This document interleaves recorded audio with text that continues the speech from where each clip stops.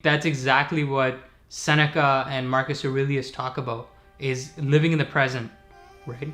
Like they're what they preach is that live in the present and don't live in the past and don't live in the future. Absolutely. Right? Like some people, what they do is, I think the past, there's two aspects of the past, two aspects of the future.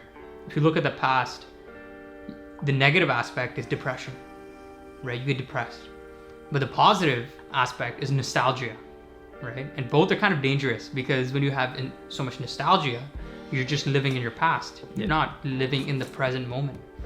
And the future is anxiety, right? You're anxious, and I think our generation kind of has that. I want to discuss more with you about anxiety and why this is so prominent. Like visualizing the worst case scenario possible, Definitely. So I feel like these are some of the problems that are so prominent in our generation, because of social media and all these influences. What are your thoughts? Read Seneca's essay. No, I'm serious. It'll really, really, really help. Definitely. I think a lot of people struggle with these issues, with spending too much time in the past or worrying about the future, things that we can't control.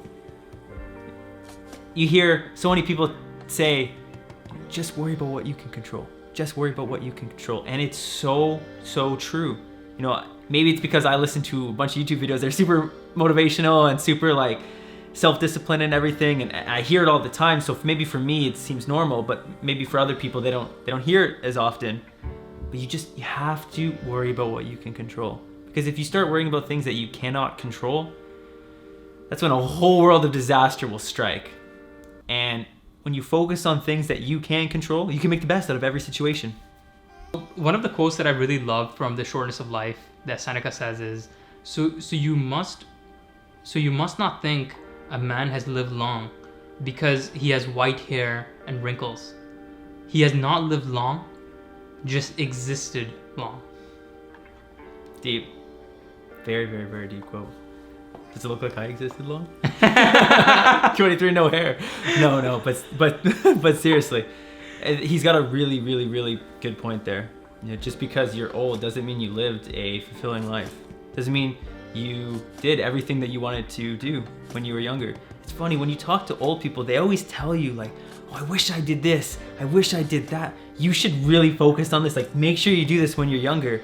And I feel like, maybe a lot of people have gone through life and they haven't really lived life. They've existed in life, but they haven't designed their life where they checked everything off their bucket list, so to speak, or they achieved the goals that they once wanted to achieve. So when Seneca talks about that, it makes me think like we need to just take a step back sometimes and look at the bigger picture and think, what do I want to get out of my life? How do I want to design my life so that every day I wake up and I check things off on my to-do list or my goal list, and I feel good about that day. And tomorrow I look forward to doing the things that make me happy, or that I find joy from, or get joy from. What do you think about that quote? Just to add to that, I think is what he's addressing is getting out of your comfort zone, right? Like all of us can live life and just go with the flow in a sense, but the moment you live on the edge or on outside of that comfort zone, whether that be physically, mentally, emotionally, you are living life. That's what life is, right? And I think a lot of us, the experiences that we reflect on are those experiences, like the old people, right? They always bring up experiences when they lived in their outside of their comfort zone, right? Whether that it be that trip across the world, or whether it be approaching grandma, right? as a 20-something-year-old. Absolutely. Right? Absolutely. At a bar maybe, right? So them getting outside of their comfort zone, kind of, those are the memories that they bring back. Those are the memories that I share with people, right? Oh, absolutely. What are your thoughts on living outside of your comfort zone? I can absolutely relate to that. It's crazy you say that. When we were first creating On Tech You Toastmasters, the actual international headquarters, they have an acronym, and it's RISE, so it's respect, integrity, service, and excellence. That's their values.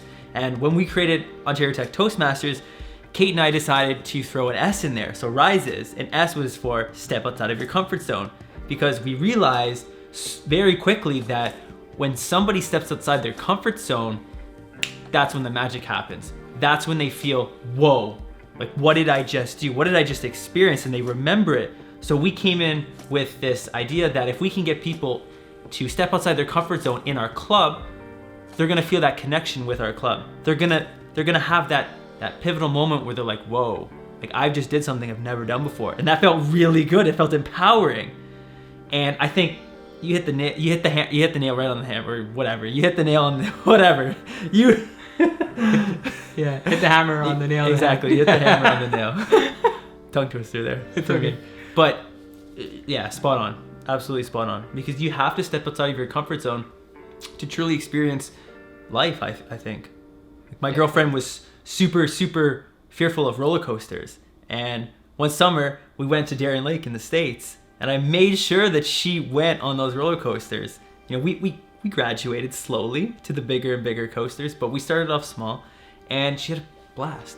She was probably scared shitless still, but I know she'll never forget that moment, because it's something that she feared and she never did before, and she overcame that fear. She stepped outside of her comfort zone, and she's gonna look back on that and remember that, holy smokes, like I had either a really good time or I hate my boyfriend because he made me step outside my comfort zone and do something that's super scary. But I definitely think it's the former. How do you convince someone to, like your girlfriend, how did you convince her to get on that roller coaster? Like, what was that? What was that like? Did it take a lot of time? I mean, in fairness, it was actually a surprise that I took her there. So again, I kind of caught her off guard. Darien Lake is more than just roller coasters, of course. Like, they have an amazing theme park. They have good restaurants at the facility. They have a water park. So there's other things to do other than roller coasters in case she didn't want to actually hop on a coaster. But I really had the discussion with her that it's actually fun. Like, I know you're scared of them, and I can't remember if she previously rode a coaster before Darien Lake, but my pitch sort of went along the lines where you can't live in fear, babe. Like, you never know the coasters you could fall in love with. I get that they can be scary at times. Some of them are really high, but let's start small. And if you're not comfortable there, no problem. We don't have to graduate. If you're comfortable at that level, let's take it up a notch. As long as you're willing and you're open to the idea, let's do it, babe. And that's sort of how I approached the situation. She may say differently, but that's my story. Maybe you're just like pushing her. That's awesome. And I like how you mentioned fear. I think fear is one of the most powerful forces that holds us back from achieving our goals and living our dreams, right? Like for me, I want to live my life like I want to have my cake and eat it too. Who doesn't? Right? Like I want to live life like that, right? And I believe through managing our time, we can achieve that, right? Right now, we're living in such prosperous times where we have refrigerators, we have access to food everywhere, right? We have entertainment available at the tips of our fingers. Knowledge is just all there, right? We don't have to go across the world to learn a subject. We can do that from the comfort of our homes. Absolutely, the right? internet.